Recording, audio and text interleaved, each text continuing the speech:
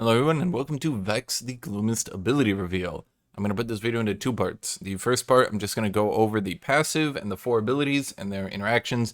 The second part, I'm going to give you guys my take on them and my feedback. So if you don't want my personal opinion, if you just want to know what's going on, that's fine. You can just leave. Don't leave though, because I am brilliant and you should listen to me because I'm cool. Anyway, so in my last Vex video, I didn't really realize that Vex was going to be so popular, and I kind of did a very low effort kind of throwaway video, and I think a lot of people didn't like that, and I think it gave off the wrong impression. So this time I'm actually going to, I guess, put my time into it, because Vex is everyone's favorite goth Yordle. So this is Skin Spotlight's video. They do very good videos, by the way. I like what they do. So here is Vex. So Vex has a passive. What does her passive do? Vex's passive has two parts, as every passive does these days. Doom. Periodically, Vex becomes empowered by Doom, causing her next basic ability to interrupt dashes and fear enemies. Now, what does that mean exactly?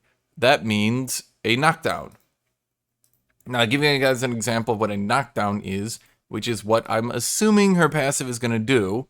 Interrupt dashes is a knockdown. So what I'm assuming that is, that'll be comparable to Ari's Charm, to Viger's Cage, to Jinx's Traps. So basically, it's not going to, well, the fear is going to CC you, obviously, but it's going to stop you dead in your dash, put you on the ground, and then just fear you away, okay? So if you want something, again, to compare it to, it would be like those. Nope, hold on, over here. Okay, so Gloom. Whenever a nearby enemy dashes or blinks, they become marked with Gloom. Vex's next basic attack against a marked enemy detonates the mark, dealing bonus damage and refunding part of Doom's cooldown. So anytime someone uses a dash, now I'm gonna spoil it here, all her abilities, her basic three abilities all proc Gloom. So it's not only on basic attacks, you can proc them with her basic abilities, okay? So she can either auto attack them or hit them with ability. It will detonate the mark, which will do bonus magic damage and put Doom on a lower cooldown. Her Q is an AoE line nuke. It starts off slow and small, or sorry, no, it starts off slow and big, then becomes fast and small. As you can see, the first section is very wide, basically impossible to miss, but pretty slow. The second portion, it ends up being very small and, well, fast. You can see here's the fear. Now that fear is part of Doom. That's her basic ability, interrupts dashes and fears enemies. Here's her W. It is a shield that also does damage. Vex gains a shield and emits a shockwave, dealing magic damage to enemies around her. And as it detonates Gloom. Okay, so potentially an AoE fear that shields you. The last shielding damage champion was Karma, who literally removed with nerfs by remaking her entirely to not have that effect. So I think this is actually well, let's see, there was Ivern. Yeah. So no, technically I'm wrong, actually. Forget everything I said, actually. So pretty basic ability on that as well. E is probably her most basic ability. Her Q and her E at least are like little effects, I guess, but her E, I'm not a big fan of, truth be told, because you can see here, it's basically just a Vel'Koz nuke, and that's it. It becomes bigger the farther away you hit it. It seems like they added that just to have something on it, so to speak. I don't really, this one's kind of like, her Q's kind of cool, her W's kind of a thing, but like her E,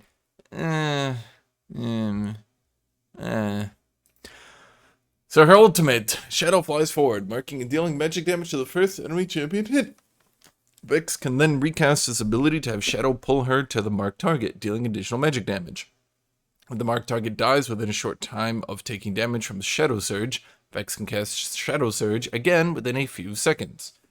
So this, I guess, forms part of her anti-mobility, because she can mark you with her R, and then if you jump away, she can jump to you. It's basically a Lee Sin Q that resets on kill. That's really what it is. In effect, that's what it is. Now, this one does not say that it procs Gloom. And yeah, that's basically it.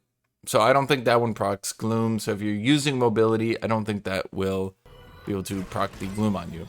Does reset on kill. So that's her basic abilities.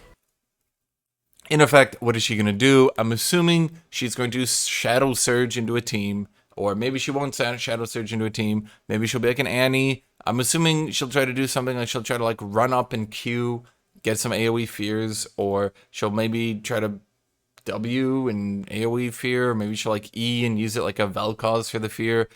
The main gameplay aspect seems to come down from proccing Gloom as much as you can by auto-attacking and using your AoE abilities.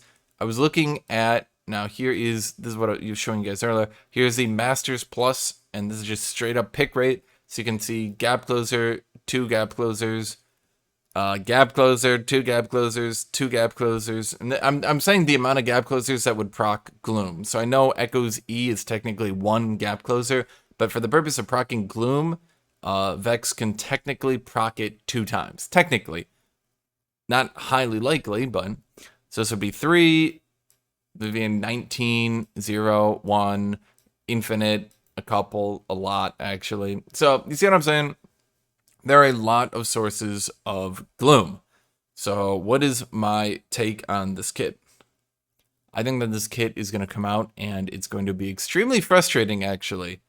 I think it'll be a few weeks before people really start getting frustrated by it, but I think guaranteed give it a month.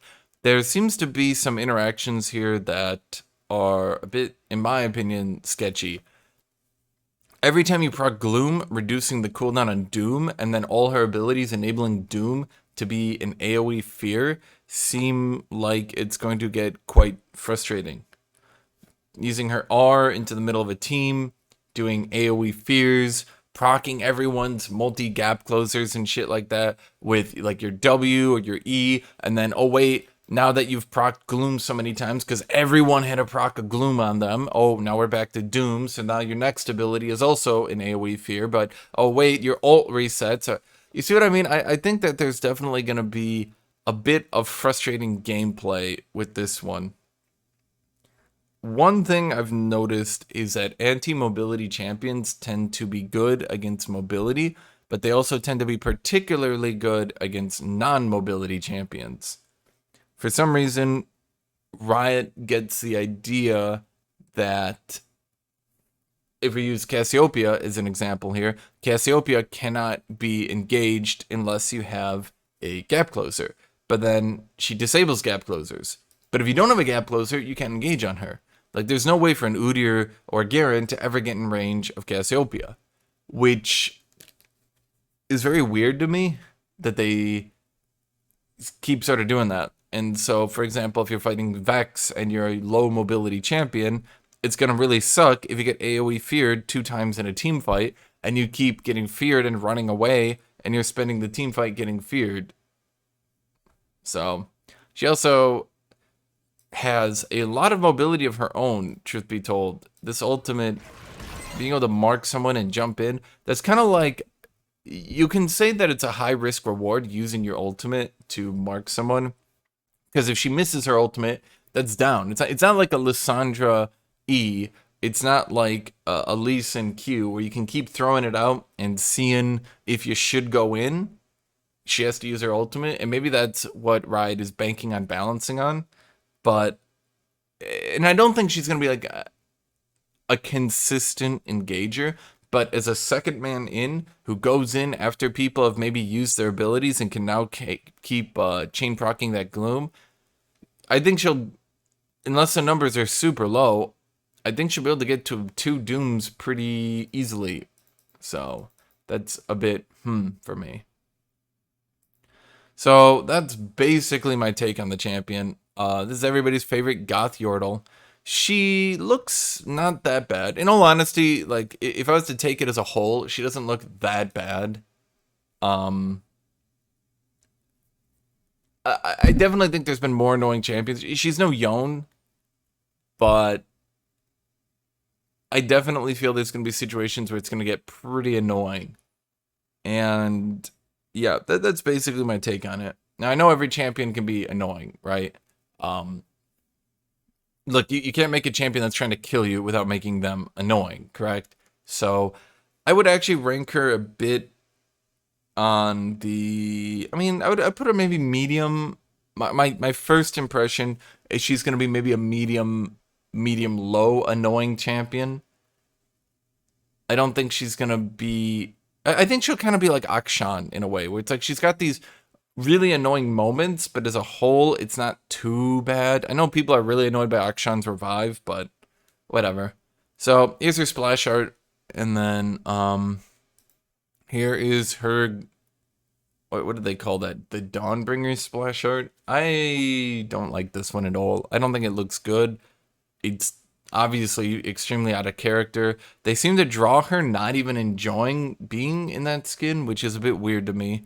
Truth be told, I don't know why you would like why make a skin for a champion where you have to then draw the champion very much not enjoying the skin.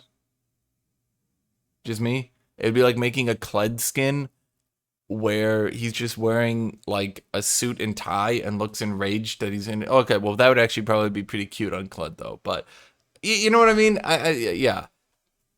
Put Kled in a well shit. There's basically nothing you can do on Kled where you wouldn't be able to make it funny. Kled's a bad example, but you guys get my joke, right? It's not even a joke. It's just yeah.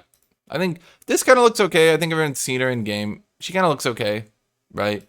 But then this one I don't dig it. I don't dig it at all. That's my video. So thank you all for watching. Thank you all for being here. I appreciate you all for making it to the end. If you did, make sure to like, make sure to subscribe, make sure to leave a comment down below. Thank you all. Thank you everybody. And I appreciate your time with me. So thank you. Bye-bye. Have a great day.